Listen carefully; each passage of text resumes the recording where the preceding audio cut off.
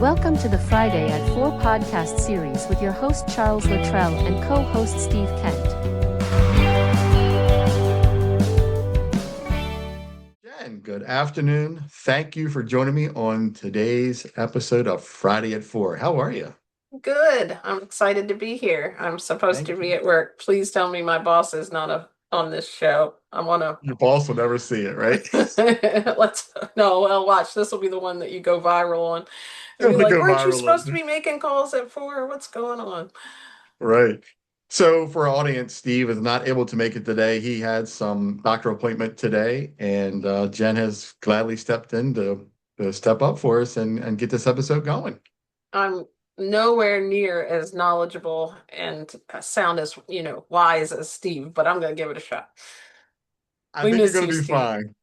Yeah, you'll be fine. But so the other day, right, I was driving and realized that my car looked like it had survived a road trip through 3 states and several construction sites. You've been there, right? Stains on the console, dust on the dash. I swear the floorboard had a mystery French fry from who knows when, but I'm sure it was from McDonald's. I know about those mystery French Yeah, fries. Now they're more like, orange peels, but I got you. yeah. But that's what I call Collins Mobile Detailing. And here's the thing. I didn't have to go anywhere. He came right to my house. He pulled up with everything he needed. In just a couple hours, my car looked like it had rolled straight out of the showroom floor. And it wasn't just the shine. It was that feeling, right? When you step into a clean, fresh smelling car and instantly feel like you've got your life a little more together. That's what Collins gives you, man. Not just a clean car, but that fresh start confidence. I love it, right? So if your ride's been begging for some love, don't waste another Saturday waiting in line at a car wash. Let Collins Mobile Detailing bring the showroom to your desktop. I Book love him it. today. You'll thank me the next time you open your door and don't find that mystery French fry, right? So call 443-643-8195 for a free quote or visit collinsmobiledetailing.com at COLLINS mobiledetailing.com. Amazing. I think you told me about that when you first got it done. You were bragging about your car, and that's awesome. He's a good guy. He knows what he's doing. He's very knowledgeable, very talented. He's got it. And I like the So mobile part of it too, because that's the reason I'm too lazy to go to a car wash. same here. It's too busy. I can Um, remember that smell of a new car, and when you get it detailed, it kind of feels like that, right? Like, and you're yeah. right. It even clearing my desk declutters me, so I can imagine the car, right? Especially if you do work in your car, it's so important. Yeah, that's the thing, bro. I'm in it all day long, every day. I'm traveling a lot, so it's kind of important, to keep it down, man, and keep the dust out, keep it smelling good, and getting all those French fries cleared out, right? Yes, while you're out there chasing the stars, chasing the fries. Chasing them fries, right? So give him a call. Yeah. So, Jen, let's get started here. The topic today, resilient, right? So I want to read what the definition is. It's an adjective, obviously. Able to withstand or recover quickly from difficult conditions, right? What's your take on that? Well, I think that's one of the most important things we can learn, like in life, but also in nature. You notice it always does that. If there's a branch or something that's blowing this way, it kind of, it withstands the wind in most cases. So I think, well, I was thinking about this earlier, and I think what happens, especially when we're talking like about stuff like what you work with businesses and with our own businesses that we're have started and dealt with. I think people are looking for quick results, but the people that actually succeed are the people who are resilient, because technically you can do anything, you can accomplish anything. It just takes some people longer than others. I was thinking, if we all thought, oh, when we were a baby, like 2 months in, oh, we're never going to be an adult. We didn't grow, right? No, because it takes all that time. Like, it's the same with Yeah. weight loss. Like, I talk to people about, or like YouTube channel, like what I've been recently all focused on. It's just sometimes you don't see that timeline in between, that resilience of when that person was struggling, when they were frustrated, and when they didn't feel like they could make it. We don't ever see that. We just see the big highlight reel of when somebody made it, because that's usually when they feel like coming out and announcing everything. Yeah. Real quick, let's talk about your book, right? So your background, sad to glad, tie your resilience to that. I mean, that took some time, right? That took some resilience, right? I mean, Yeah, there was a lot of all the way up until the end where I got the first book and the letters were that little. Remember that one? When I had to come back on and be like, if anybody bought the book, I'll send you some new ones because I accidentally did the formatting first time author. I did it self-publishing on Amazon and the words were so little that no one could see them. So like just in the whole process of it, though, it's something that you have to be resilient. You have to take your time through it because things are going to come up. You might not get as much writing done as you want, or this part doesn't sound right.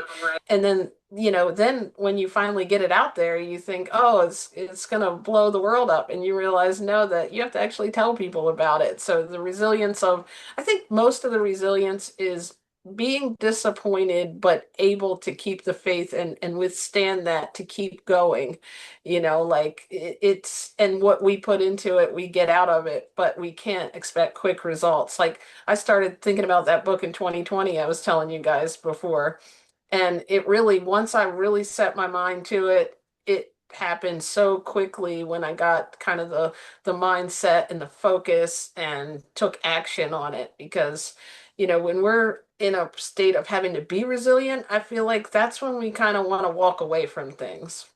yeah. You know, when I thought about this and this topic, and I shared it with Steve, and then we're talking about it. When I talk about being resilient and resilience, the first thing that comes to mind is Rocky Balboa. Hmm. I love those movies. And think about it, right? That's all he talks about. It's about how Yeah, many times you get knocked down, get back up one more time, I love get up. that scene in that movie. Yeah, I mean, every one of his movies, he has that episode, that scene where he talks about, bouncing back from something, overcoming something, right? Being resilient to something in those movies. And I think it's such a powerful thing, right? I mean, you know, again, right? So it's this whole psychological thing about being knocked down by the adversities of life, right? That you just come back stronger than before, right? So when you get knocked down and you're a resilient person, when you get back up, you're stronger, right? You're healing, you're continuing to grow, right? I think that's something that especially entrepreneurs really deal with a lot because we go through a lot as an entrepreneur and you're going to take those hits. Life is always going to give you hits, but as an entrepreneur, you're getting hit from all over the place. You're getting hit from every different angle. And, like your book, right? I mean, how many times did you get knocked down with it, right? How many times did you struggle with writing it and putting it together and just wanting to one more chapter, one more page, right?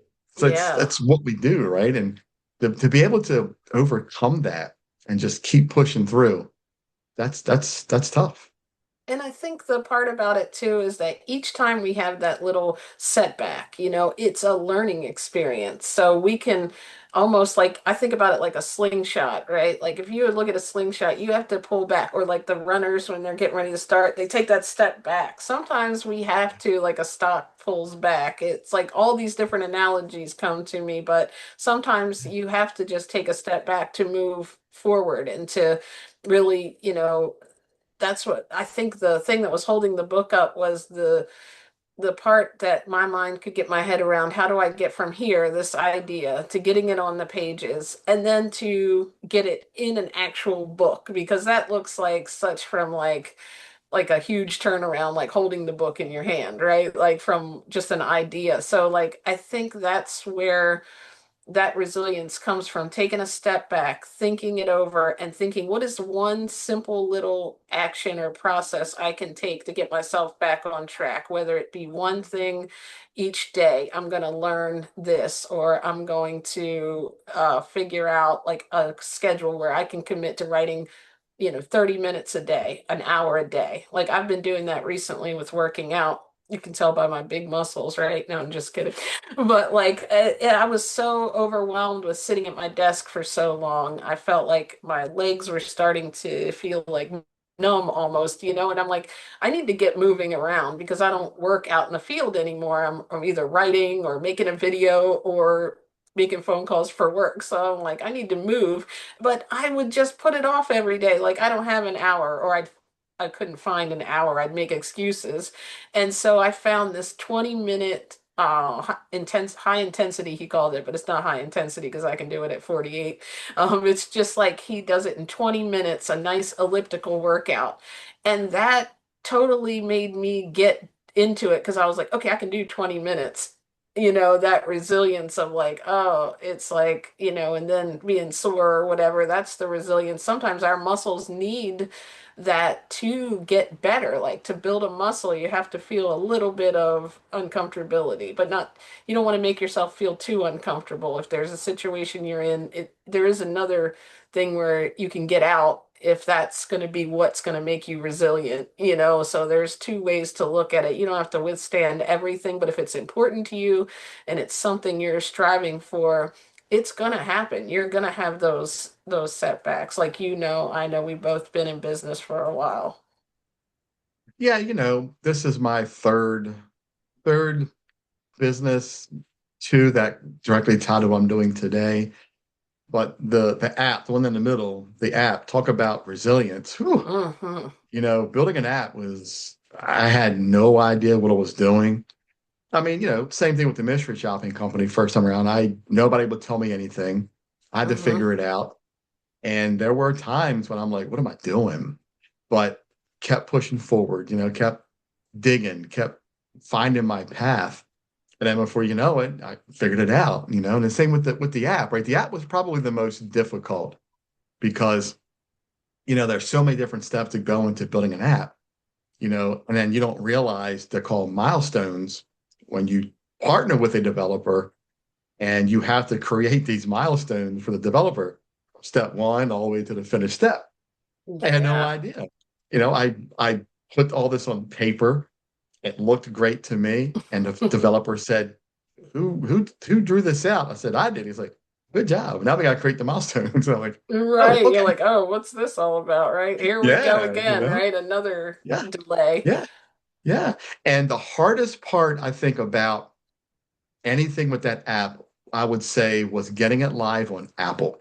Android was simple.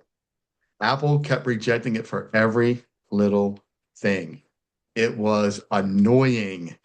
But, Hmm. when I got it there and I got it live, I was so proud of what we accomplished because who can really say they had an app on Apple and Android, right? I had an app. Exactly. It was live, you know? That's amazing. Yeah. Congratulations. And that little part there at the end, that's the 3 feet from goal where people give up. That part where they kept rejecting it, so many people would have given up at that point. But that's part of resilience too. And Yeah. also, I think looking at it like you just did, like seeing the positives. I know you're an optimistic person like me, and I think that helps us be resilient because if you have an automatic negative mindset, when one little thing goes wrong, your immediate go to is, I quit, right? Even if we think that, we might take a step back and say, but we did get, like, that was some advice I would have for people. If you're in the middle of something that's giving you a hard time, you're trying to change career, you're trying to, write a book, start a YouTube channel, create an app, right? Like Chuck just talked about, like the biggest thing is when like realize all the good things that are going right because it's probably one or two little things that are holding you up or the setbacks and you just have to kind of figure out the L, like in my book, the learning part of it that you just don't already know. It's only a process from here to there, but I think it's so easy to have that self-fulfilling prophecy like I knew this wasn't going to work, but instead you have to shift your thought to how is this going to work? Like, I know you probably thought, I'm going to get that on Apple. I don't know how I'm going to do it. Like, sometimes we don't know the A to B, but you did it. So that's so cool. What's interesting about it, I'm sure you do too. I had this mindset that I don't really have failure in my mind to say, oh, it's not going to happen. I just kind of make it happen. I don't really say, oh, well, I guess I'll just try tomorrow. I don't think it's gonna be there. I don't, that's not in me. And I think Mm-hmm. that's the entrepreneurial side of us that, we don't talk about is that we don't ever say we can't do it, right? We always find a way, you know? Mm-hmm. And I want to tie that to what I'm currently doing now because, you mentioned about, you know, getting started and getting things moving. If I would have not followed through after my first episode, I don't know if you noticed, I don't know if you saw it, but my very first pilot episode is an episode that I called the episode that never happened, the pilot episode that never happened, because that's what happened. I went out, I talked to the business owner, everything was set up. We're going to do the podcast. I did all the recording outside, inside. I had everything set up. The video was perfect. All I needed was the podcast interview. That never happened. And I couldn't figure out, well, what happened? Where did the business owner go? Why are they not following up with me? Come to find out the business went out of business. Oh They ran from no. there. Yeah. Yeah. So if you can see, you catch that episode, it's like three or four back where I posted the one there. I said it's a pilot episode that never happened, and it's a really interesting story, how it came about. But talk about resilience, right? If I would have gave up at that point when I walked in to trying to get the podcast interview, this whole show, Chasing the Stars, would have never been created That's because it was started amazing. with just a podcast. Yeah, it's like when something like that happens, you start your mind could have went the other way with it. Like, see, this is why it's not going to work, but you just got to keep going. Like, I think also you can't control other people. That's one thing we have to realize. We can only control our own processes, especially when you're dealing with things like social media and videos and things like that. You have some, what is it called? Like preconceived notion of how many people are going to watch or what's going to happen. But I've seen, things like this, like they're all compiling on to each other. Like that episode, when you do it again and you stay consistent again, people are going to go back and watch those old episodes too and see that one. And then that gives people that like, what's the word I'm looking for? That inspiration to see Inspiration. because I, see that with a lot of, businesses. Things weren't perfect in the beginning. Things aren't going to be perfect. I mean, you're the 1.999% or, whatever's smaller than that. If you're somebody who everything just goes doot, doot, doot, doot, and perfectly for you, right? Like there was no setbacks. If your restaurant, the oven never went out or, Yeah. they never had an employee quit, or if you're a YouTube person, let's just say, or writing a book and no one bought it in the first couple of weeks, but then somebody got a hold of it, the right person, and shared it, and you blew up with views. That's why you can't really give up on, or, whatever you want to say, like views on a YouTube, or, it's just that the right mindset to have is this is what I'm committing to doing, and then whatever happens happens, and also have fun with it, because I think that's one thing we both have in common. Like I'm just in my glory in here when I'm writing, or when I'm making a video or editing it, and I'm like, whether one person watches or a million, if you enjoy what you're doing, that doesn't matter as much, or you're able to be more patient to get to it. What a great way to use the word, right? Resilience right there, because you're not worried about whether a million people are watching or looking at the video or even clicking on the link or purchasing the book or whatever. You're just focused on getting that one thing done in hopes that you have that one person that will look at it, will make it happen, and will enjoy what we're doing, right? Because I enjoy what I do. It's a lot of fun. Yes, definitely. I think Yeah. you can tell when people enjoy what they do. Oh, You can absolutely, right? Yeah. Yeah, it probably shows in in a your business too. businesses you go in, you can tell when the waitress loves her job and hates her job just Yeah. as easily. And yeah, and what's cool is like as soon as I walk into any business, whether it's a restaurant or bar or store, whatever it is, as soon as you walk in, you could tell that vibe right at Hmm. the as soon as you step in, that vibe will hit you like this is not it.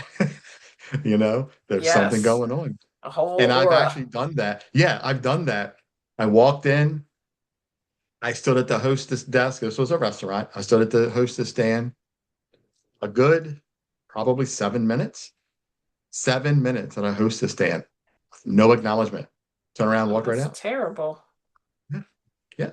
And they just lost business, right? They lost at least $30, you know? Hmm. Might not be a lot to them, but I was willing to spend my hard-earned money in their restaurant, but didn't make it. That's how it works sometimes. I mean, like, and that's how, you know, you as a consumer, as a customer, that's how you show your disserv or your distrust in a business, or it just, if you don't support them or you don't buy anything from there, they lost that customer. And you've mentioned this before, based on your what you do is taking the reviews and you're chasing the stars of what's happening on Facebook that people could be manipulating sometimes, hey, everybody write me a good review, my 12 closest friends, right? But yet when you walk in there, it's not how the atmosphere that you're hearing described. And I think that's what's, so important to have that, resilience is also accepting criticism and moving on. You don't want somebody constantly putting you down. And there are customers that might complain about everything that, that you can't resolve, but there are little things that make all customer service experiences work out.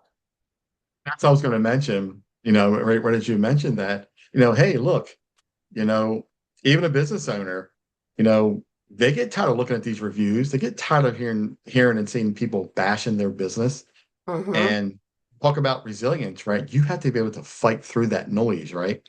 And that's why I do what I do, because I want to give these business owners a whole fresh look at what could be versus what is. The Mm-hmm. truth is in the middle somewhere. So when I go and do these reviews and do the show for your business, you're getting the truth. You're getting exactly what happened, not some made up stuff on the internet, because, there are businesses that bash other businesses on reviews. Mm-hmm. Yeah, that could be the other way around too. It could be a great experience, but people are get jumping on that bandwagon of negativity. Somebody that has 20 friends that might have just caught wanted a free whatever salad, Right. I'll say. But Yeah, yeah, yeah, it's like that reminds yeah. me of people with their, with anything like, the whole being resilient with weight loss, with anything that you're doing with working out, or if you're a business, taking that lesson that you're giving them and actually changing it. The customer is always like, people say the customer is always right. Well, 90% of the time, yes, they are, or maybe even higher than that, unless it's someone who, like you said, just has it out for you and doesn't, want to see you succeed or something crazy like that. But Yeah. most of the time, a random customer walking in, the way that they feel, and that's why I like that you go to the restaurant because you're able to tell them that vibe and not just, take take what's on paper. You go in and you can feel the warmth of the person. And I think that's part of what talk about is the service, not just the food or drink or whatever you're getting. Yeah. And also, what I love about what I do, I tie that podcast interview to it, because now not only do you get to know about the business, you get to know about the business owner. You get to hear their story, right? You see their passion that they put into building this wonderful business that they've created. So you hear the story from them, and you see the story of when I made a visit, and that gives you all that data from the podcast, my visit, and then my snapshot, which has all the data from Google, Yelp, and Facebook put together into a nice little picturesque little document that shows all the data. And you're armed with a lot of information to say that restaurant or that business was only a 3.6. That's their that's their average. But I just went and I give them 5 stars. All Hmm. because you now have that data and you know that sometimes things aren't the truth when you look on Yelp, Facebook, and Google. I like that. And you can Yeah. also tell when you interview someone or when you watch someone on an interview, it like makes you feel closer to the business, like when Yeah. I'm doing content, I'm like, you can see people have said to me, you can tell that you really like helping people, like when I'm helping others, like with their health things and everything. And it's like, yeah, and a business owner, when you interview him, you can see if it's just something he's making money on or if it's something that he's really passionate and wants to help make people happy, which is the service-based business. So I love that too. Most people that would Absolutely. probably, would prefer to have that too, like not only just for you to come in and review their business, but I think that's really a big part of advertising is who owns it. Like when I know the owner of a restaurant, it makes things a lot easier if they're having a bad day too. Like if you go in and you rated it 5 stars, but you watched, Sam Edwards or whatever his name is, I'm just making names up, on your podcast, and you see that he was a nice guy, you gave it 5 stars, but you go in one day and they're out of what you came to get, and you realize, hey, that seemed like a nice guy. He's not the kind of guy that just lets things go and didn't order it. Maybe something happened, the truck didn't come in, and you're able to be a little more lenient with businesses when you know the owner too. So I think that's why it's important to do your show. And like you said, right? It gives you that idea that say something had to go wrong because Sam's business wasn't like that. You know, not everything's Hmm. perfect. And that's where I have the badge called Chasing Perfection. Now you go from chasing stars to chasing perfection, So you have a chance to redeem yourself and let me come back out. Let me do another Hmm. show, right? Let me prove to people that look, they're not perfect, but yet they're willing to step up to fix what happened. I love that. Yeah. Yeah. So let's talk a little bit about your side. I know you deal with resilience all the time because your clients are people.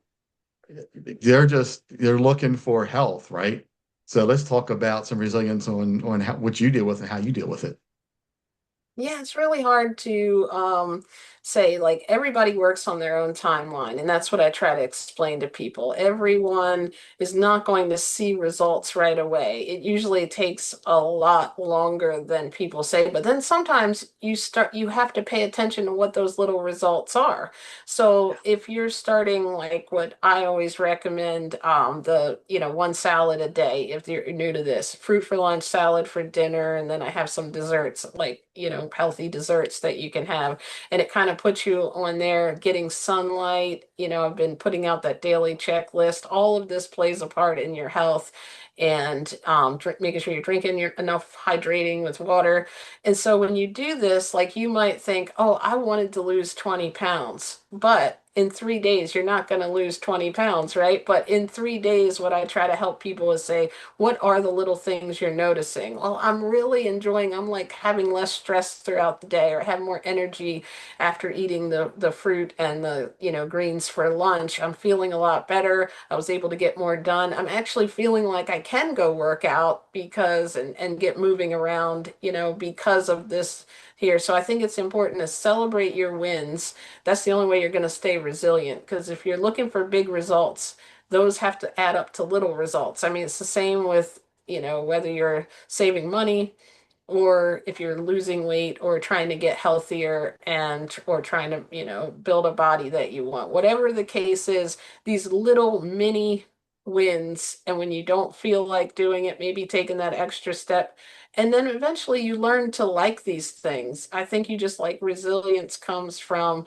learning to like the routine that you've built, and I think I'm so proud of people when they stick to something. That's more or less the success there, because you will get the results that you need if you just do the same thing every day that can get you there. And that's really what people struggle with, I think, is doing that task when you're not going to get those results overnight, or you may have had a setback. Maybe whether it's getting on the scale and saying, I gained 2 pounds, but you forgot that yesterday you got on the workout equipment that you haven't touched in years, and you built muscle, which weighs more than, so you might be losing body fat, just those little things. Like, sometimes it's good to have a coach or a community like I have, to, like, remind you of those things and to celebrate the wins. Like, we do enough beating up to ourselves. So the last thing we need to be resilient, whether in your case, you're giving people constructive criticism, not just beating them down with bad reviews, but telling them how to fix it, so Yeah. that's I Yeah. don't even remember what the question was. I just started rambling, as you told me I do. No, you nailed it because it was all about you.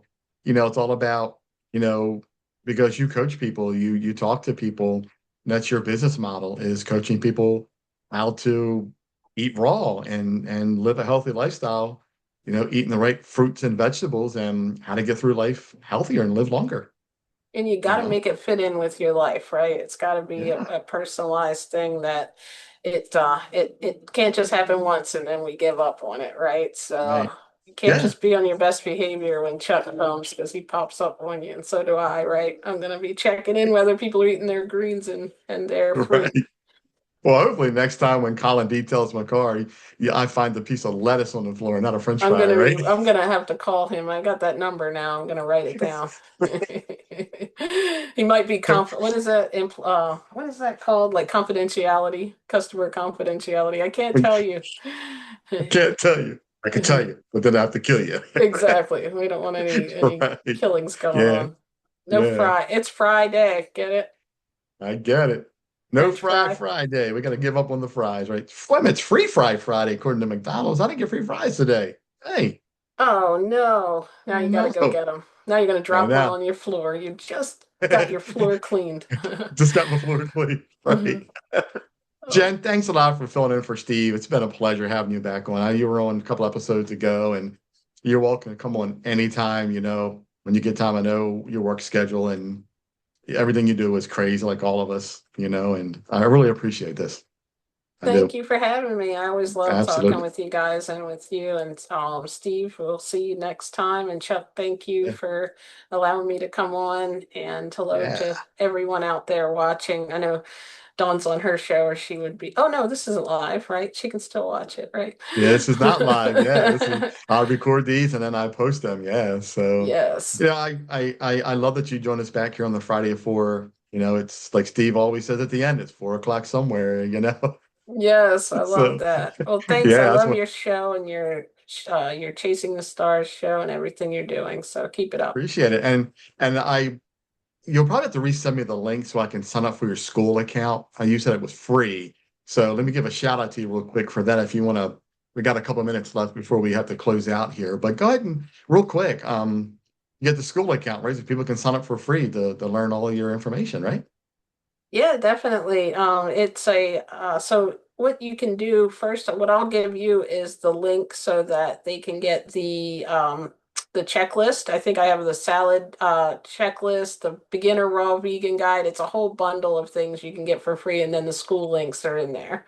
Yeah, send And it to it's me. I'll put it in the basically show an off notes. Yeah. Facebook group, like, if you don't want to be on social media all the time, it has a classroom where the courses are. It's got all the workshops. I do a live coaching call once a week. So it's pretty Yeah. cool. And people in there that are kind of like-minded and can help you on your health journey. And I also have a women over 40s one, but this is just in general with everybody. So Right. Cool. it's really a cool little group to be in, I think.